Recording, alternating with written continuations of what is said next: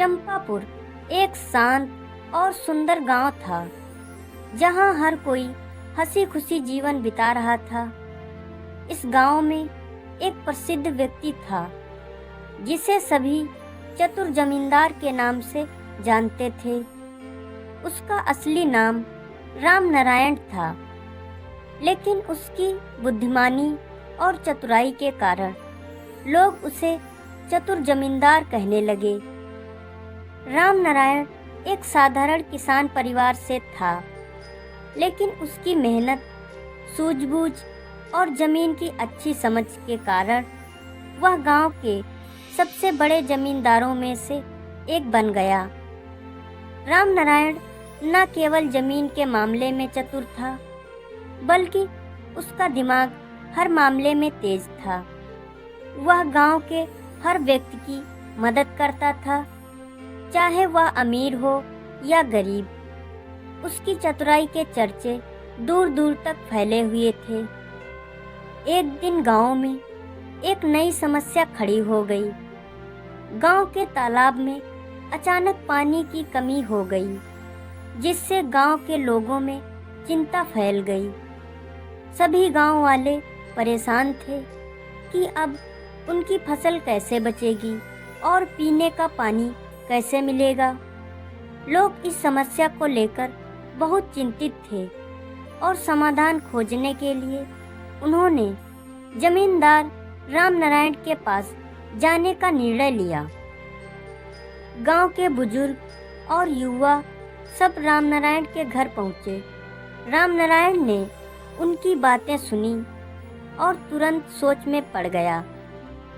थोड़ी देर के बाद उसने कहा, घबराओ मत, हम सब मिलकर इस समस्या का हल जरूर निकाल लेंगे। बस मुझे एक दिन का समय दो।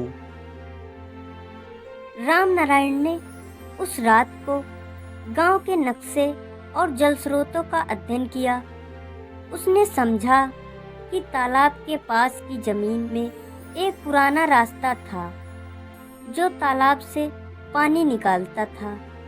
उसने सोचा कि अगर हम इस रास्ते को बंद कर दें, तो तालाब में पानी वापस भर सकता है।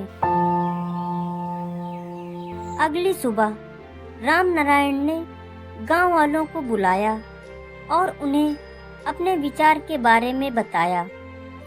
गांव के सभी लोग उसकी बात मान गए और मिलकर उस रास्ते को बंद करने का काम शुरू किया। कुछ ही दिनों में तालाब फिर से पानी से भर गया और गांव वालों की समस्या हल हो गई। गांव में खुशहाली वापस आ गई। लेकिन अब राम नारायण को एक नई चुनौती का सामना करना पड़ा। गांव के पास के शहर के बड़े जमींदार ने गांव की जमीन पर कब्जा करने की योजना बनाई। उस जमींदार का नाम धनराज था, जो बहुत ही ताकतवर और धूर्त आदमी था। धनराज ने गांव वालों को धमकाना शुरू कर दिया और कहा, ये जमीन अब मेरी है। अगर तुमने इसे छोड़ने से इनकार किया तो अंजाम बहुत बुरा होगा। गांव के लोग बहुत डर गए और उन्होंने राम नारायण से मदद मांगी। राम नारायण ने गांव वालों को शांत रहने को कहा और खुद धनराज से मिलने के लिए चला गया। धनराज ने राम नारायण का मजाक उड़ाया और कहा, तुम जैसे छोटे लोग मुझसे लड़ने की कोशिश भी मत करना। लेकिन राम नारायण मुस्कुराते हुए बोला, धनराज जी, हम झगड़ा करने नहीं आए हैं। मैं चाहता हूँ कि आप और हम मिलकर इस मामले का हल निकालें। धनराज को राम नारायण की बातों पर शक हुआ, लेकिन उसने सोचा कि शायद यह जमींदार डर गया है। उसने कहा, ठीक है, अगर तुम मुझसे बात करना चाहते हो तो सुनाता हूँ। राम नारायण ने कहा, अगर आप इस गांव की जमीन को चाहते हैं तो हम एक शर्त पर यह जमीन छोड़ देंगे। धनराज ने कहा। क्या शर्त है? रामनारायण ने मुस्कुराते हुए कहा। अगर आप इस गांव की सबसे बड़ी समस्या को हल कर सकते हैं तो यह जमीन आपकी होगी, लेकिन अगर आप नाकाम हुए तो आपको यह गांव छोड़कर जाना होगा। धनराज ने सोचा कि यह आसान काम होगा और उसने शर्त मान ली।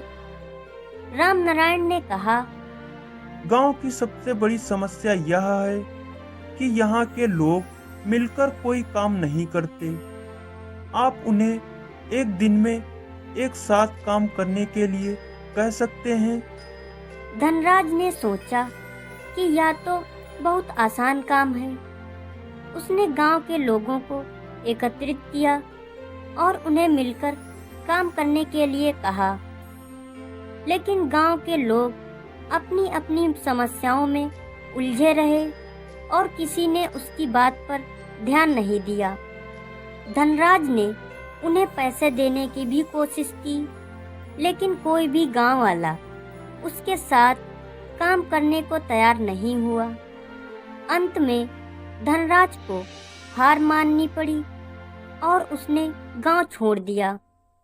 धनराज के चले जाने के बाद रामनारायण ने गांव वालों को समझाया कि कैसे एकता में बल होता है। उन्होंने कहा, हमने धनराज को इसलिए हराया क्योंकि हमने मिलकर काम किया। अगर हम इसी तरह हमेशा एकजुट रहेंगे तो कोई भी हमारे गांव पर कब्जा नहीं कर सकता। गांव के लोग रामनारायण की बातों से सहमत हुए और उन्होंने उसे और भी अधिक सम्मान देना शुरू कर दिया। रामनारायण की चतुराई और बुद्धिमत्ता ने न केवल गांव को एक बड़ी समस्या से बचाया, बल्कि उसे एक मजबूत और एकजुट समुदाय में भी बदल दिया।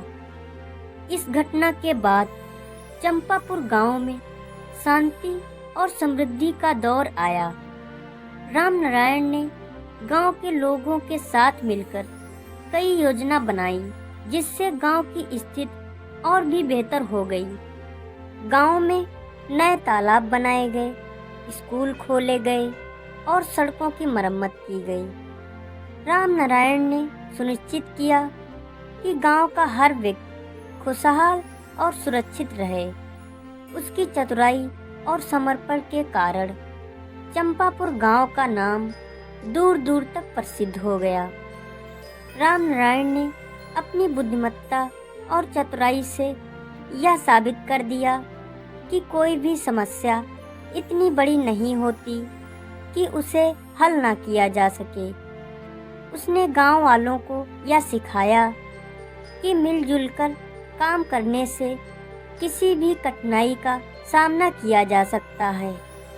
रामनारायण हमेशा कहता था, बुद्धिमानी और एकता से बड़ी मुश्किलें भी हल हो सकती हैं। अगर हम एकजुट रहेंगे और मिलकर काम करेंगे तो कोई भी ताकत हमें हरा नहीं सकती। समय के साथ रामनारायण बूढ़ा हो गया, लेकिन उसकी चतुराई और बुद्धिमत्ता की कहानियाँ गांव के हर व्यक्ति के दिल में बस गईं। उसने अपने बच्चों और गांव के युवाओं को भी यही सिखाया कि जीवन में सबसे महत्वपूर्ण है चतुराई, ईमानदारी और एकता। रामनारायण की मृत्यु के बाद भी चंपापुर गांव में उसकी यादें जीवित रही। गांव के लोग उसे चतुर जमींदार के नाम से याद करते थे और उसकी सिखाई हुई बातों का पालन करते थे।